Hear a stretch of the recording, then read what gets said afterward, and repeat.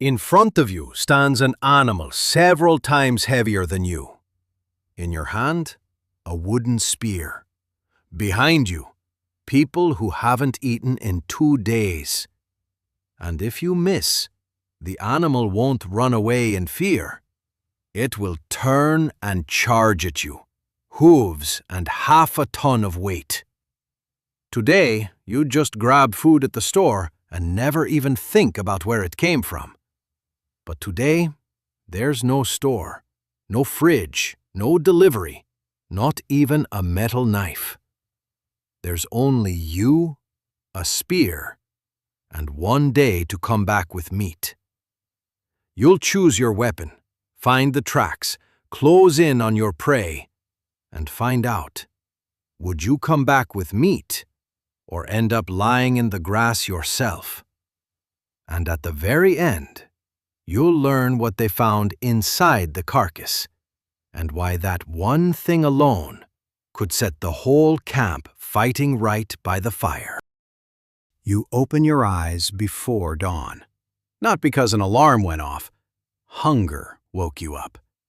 The fire has almost died. Beside you, children, elders, and everyone else are sleeping. In the camp, a few roots, a couple of nuts, and a bone with almost all the marrow already scraped out. Today, someone will have to go out for meat. And that someone is you.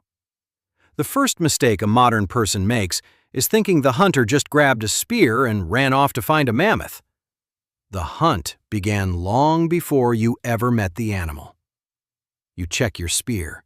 You run a finger along the stone edge, inspect the wooden shaft. If it's cracked, the spear will snap at the exact moment you strike, and there's no backup weapon store for you. A spear like that took hours of work and precise shaping. In Schöningen, Germany, they found wooden hunting weapons that show ancient people knew how to balance a weapon, and some spears weren't just for thrusting, they could be thrown. But your main weapon isn't the spear. Your main weapon is the other people. You don't go alone. One reads the tracks, another watches the wind, a third knows the land. Someone carries a spare spear. Someone spots danger before anyone else. The ancient hunter was no lone hero. A loner could find the animal, but only a group could run it down, surround it, and survive the moment it started to fight back. The first lesson of the hunt: you survive not because you're stronger than the animal. You survive because there are several of you. An hour later, the camp disappears behind you.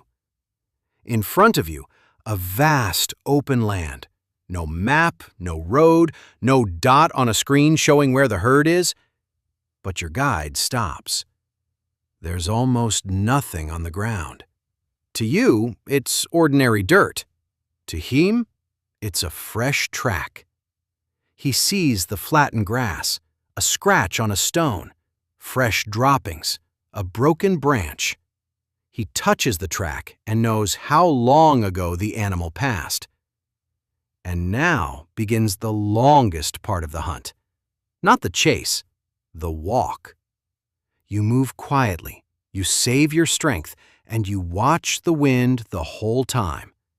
If your scent reaches the herd before you doe, the hunt is over before the first throw. Your guide changes direction. You take a wide loop to approach from downwind.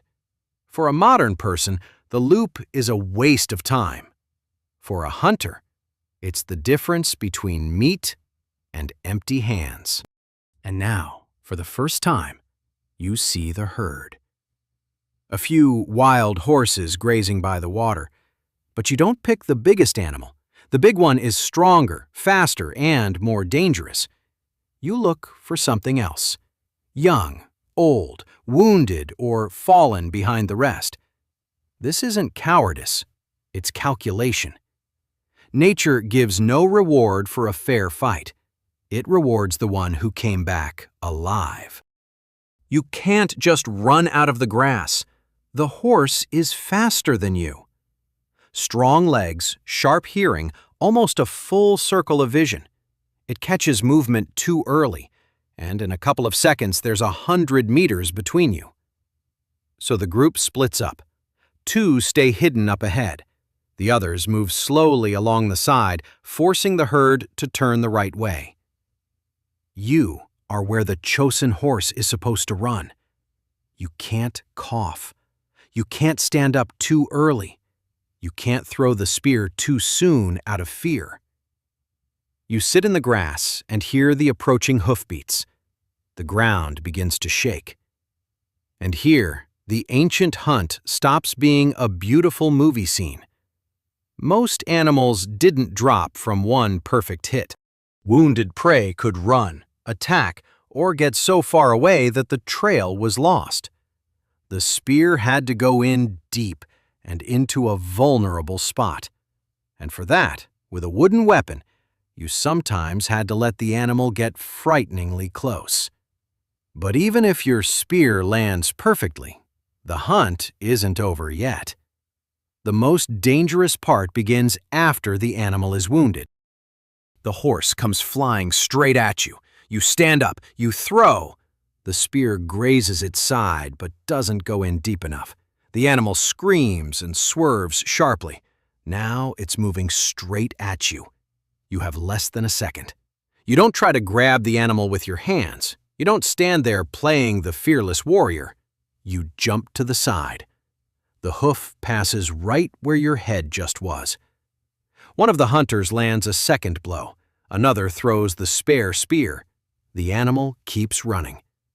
And you go after it. Not out of cruelty. To abandon wounded prey means to lose your weapon, the meat, hours of work, and to leave a suffering animal to the predators. But the pursuit is dangerous. The smell of blood spreads far. Now you're not the only one looking for this prey. Lions and hyenas didn't need to attack a human directly. Sometimes it was easier to wait until people wounded an animal and then try to take the prize. You watch forward and behind at the same time. At last, you find the horse. It's weakened, but still alive. Now you can't strike wildly. 1 distracts it, 2 approach from the side. The final blow? Only when the risk becomes acceptable. The animal falls. And here, no one celebrates. Everyone stands in silence. Everyone listens. Is a predator closing in? Is another animal wounded? Did someone break a leg? Only when it goes truly quiet do you realize you survived. But now you have a new problem. In front of you, hundreds of kilograms of meat, and the camp is far away. A modern movie would end the scene here. The hunter won, the music swells, everyone goes home. But the real test is only beginning. You can't just lift the carcass and carry it whole. It has to be butchered quickly with stone tools. First the hide, then the large cuts of meat. The fat, the organs, and the marrow are prized most of all. Concentrated energy. Every minute counts. The smell grows stronger. Blood draws animals in. The daylight is fading. Some of the meat is wrapped in the hide. Some is hung on poles. The heaviest pieces are split among the hunters. After hours of walking, tension, and pursuit, you don't get to rest. You have to carry tens of kilograms back. But you're not the owner of the kill. The fact that it was your spear that struck still doesn't make the meat yours. In hunter-gatherer groups, large prey was often shared among money. That sharing lowered the risk. Today, you got lucky. Tomorrow, someone else shares the meat. You don't hunt just for yourself. You hunt for the ones who stayed behind in the camp. And here is the real twist. The most important hunter today wasn't you. Not the one who threw the first spear, and not even the one who finished the animal off. The most important one was the man who, that morning, spotted the almost invisible track. He chose the direction. He read the wind. He understood which animal could be separated from the herd. He stopped the group when you were moving too fast. The hunt was not a test of strength. It was a test of attention, patience, and the ability to act together. But only now will you learn how your first miss ended. You return to the camp after sunset. People see the meat and rise by the fire. Children come closer. The elders help untie the hide. Someone starts cooking right away. Someone checks your arm. You cut it on a stone when you fell. You don't come back a great arrow. Your first spear didn't stop the animal. You were nearly caught under its hooves. The final blow was landed by someone else.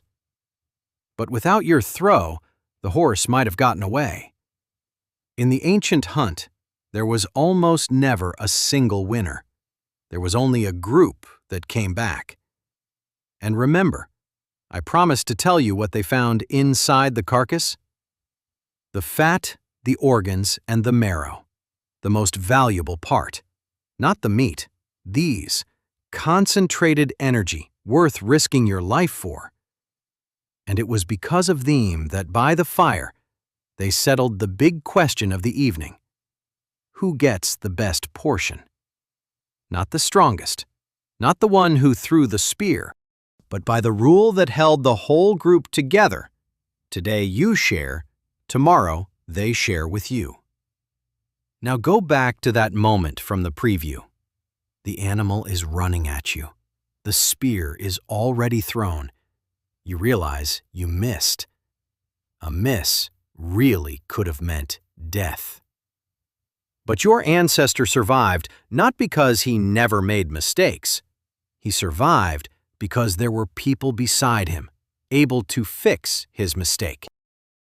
Would you agree to go out on a hunt like that, knowing that between you and a huge animal, there was only a wooden spear? Write in the comments, would you go or stay in the camp? Subscribe if you want to live through the next day through the eyes of a person who had no right to a simple mistake.